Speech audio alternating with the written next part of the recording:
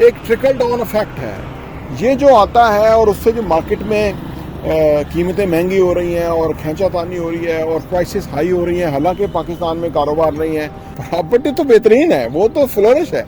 जिसके पास जितने की चीज़ थी, चाहे पैसा डिवैल्यू हो कुछ हो, उसकी महंगी होनी है, वो ऊपर से ऊपर उठ जानी है। इस वजह से रियल एस्टेट में होल्डिंग का फ़ायदा है। रोटी कपड़ा मकान, इससे रेलिवेंट जो बिजनेस है वो रहती दुनिया तक रहने हैं। जो भी उसमें सेट होगा, एस्टेब्लिश होगा, या जो उसमें होगा उसका फ़ायदा होगा, या उसके पास कोई होल्डिंग होगी तो उसका फ़ायदा होगा।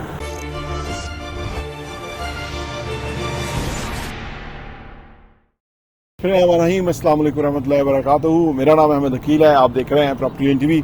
रियल एस्टेट में होल्डिंग का बहुत फ़ायदा है। अगर आप कोई प्रॉपर्टी ख़रीद सकते हैं और उसके बाद आप उसको भूल जाएं कि वो आपके पास प्रॉपर्टी है, और आप कोई और प्रॉपर्टी ख़रीदने का सोचें, या कोई आपके बिजनेस है या कहीं से आपको पैसा आ रहा है और आपको उस प्रॉपर्टी को बेचना नहीं पड़ता, तो यकीन कीजिए कि इस सूरत में आपका बहुत पैसा बनता है। और वो जो प्रॉपर्टी आपके पास पड़ी हुई है, आम आदमी सोचते हैं कि शायद ये डेड इन्वेस्टमेंट हो गई। नहीं, वो उसकी जो वैल्यू आने वाले टाइम में जो होगी, आपकी सोच है।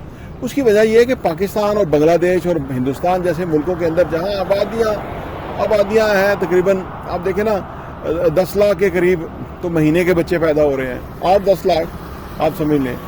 तो इसका मतलब है कि इतनी आबादी आ रही है, और जो बिल्डिंग है तो उसकी बुनियाद 100 साल है।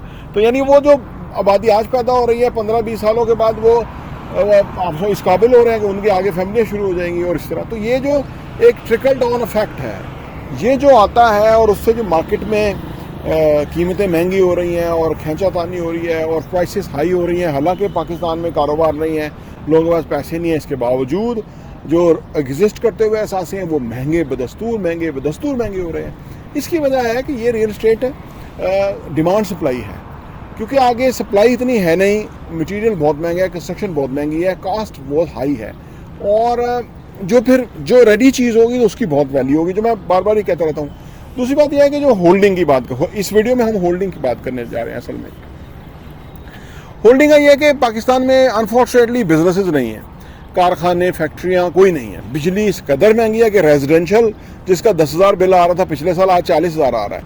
घर में तो कोई बनाएगा क्या, फैक्ट्री क्या लगाएगा? तो फैक्ट्री नहीं लगेगी, बिजनेस नहीं होगा, जॉब नहीं, लो आप दे नहीं सकते। क्या आप जॉब क्या प्रोड्यूस करेंगे, या क्या सर्विस देंगे, क्या प्रोडक्ट देंगे? इसलिए रियल एस्टेट जो है रेलिवेंट है। लोग असल में जो है ना, आजकल बहुत ज़्यादा लोग ये कह रहे हैं जी रियल एस्टेट बढ़ गया, जी रियल एस्टेट ऐसे हो गया। वो असल में प्रॉपर्टी वालों का मसला हुआ है। जिन लोगों के पैसे बन रहे थे ना, वो नहीं बन रहे। उसकी वजह यह है कि खरीदार कम हो गया ना मार्केट से, तो उनके पैसे नहीं बन रहे। प्रॉपर्टी का कुछ नहीं हुआ, प्रॉपर्टी तो बेहतरीन है, वो तो फ्लोरिश है।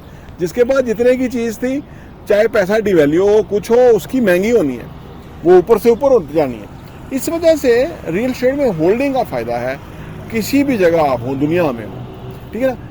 होल्डिंग का उस सूरत में फ़ायदा नहीं कि अगर आप उसको लिक्विडेट करके तो कुछ कहीं से ज़्यादा कमा सके, तो फिर फ़ायदा नहीं है। जैसे पाकिस्तान की सूरत हाल है, इसके अंदर प्रॉपर्टी में पड़ा हुआ तो ठीक है, वो तो महफूज भी है और ग्रो भी करेगा और डिवैल्यू भी नहीं होगा, या सोना या इस तरह की चीज़। अदरवाइज तो आपका कैश जो है वो तो कट हो रहा है, वो तो डिवैल्यू हो रहा है, वो तो पता नहीं क्या होगा क्या नहीं होगा। तो लिहाजा ये जो चीज़ है ना, आमतौर पे लोग ये मिक्स कर देते हैं कि ये प्रॉपर्टी तो ख़त्म हो गई, ये तो ख़त्म हो गई। नहीं, प्रॉपर्टी नहीं ख़त्म हुई, प्रॉपर्टी का कारोबार ख़त्म हुआ है। टैक्सेस लगा दिए हैं, डीलर्स की जो सेल परचेज है वो रुक गए हैं, बहुत हैवी टैक्स है। तो उसमें अंदर जो जेन्युइन कस्टमर है वो आके कोई चीज़ खरीदेगा, वैसे इन्वेस्टर जो खरीदता बेचता था वो नहीं खरीदेगा। तो इसलिए ये लोग इस तरह का बता रहे होते हैं कि वो प्रॉपर्टी खत्म हो गई। प्रॉपर्टी नहीं खत्म हो सकती, वो रोटी कपड़ा मकान, इससे रेलिवेंट जो बिजनेस है वो रहती दुनिया तक रहने हैं। जो भी उसमें सेट होगा, एस्टेब्लिश होगा, या जो उसमें होगा उसका फ़ायदा होगा, या उसके पास कोई होल्डिंग होगी तो उसका फ़ायदा होगा। आमतौर पर जो ऐसे एरियाज़ के जहाँ आपको इस वक्त लोग कम नज़र आते हैं, जैसे मैं यहाँ खड़ा हूँ बैरेटो बिजनेस डिस्ट्रिक्ट के अंदर, एक state of the art buildings बन रही हैं, अच्छे रोड्स हैं, पार्किंग है, प्रॉपर अर्बन एरिया है, इंटरनेशनल म्यार का है, ओवरसीज आते हैं, बहुत खुश होते हैं। ये आने वाले टाइम में जब भर गया ना, या यहाँ जब बहुत ज़्यादा अभी भी दुकानें खुल रही हैं, बैंक्स आ रहे हैं और ब्रांड आने की कोशिश कर रहे हैं, जब ये आ गए तो फिर ये कीमतें कहाँ से कहाँ होंगी, आसमान पे होंगी।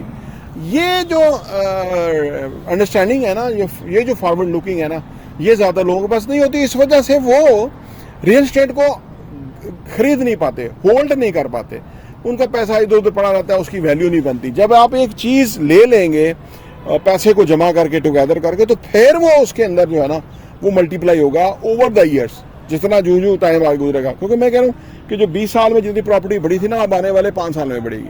फिनिश प्लॉट नहीं, रा नहीं, फार्म नहीं, इस तरह की सोसाइटियाँ नहीं, जो मैं जिस तरह खड़ा हूँ, इस तरह की बिल्डिंग्स के अंदर जो रेडी चीज़ होगी उसकी बहुत वैल्यू होगी, हर खरीदार उसका होगा।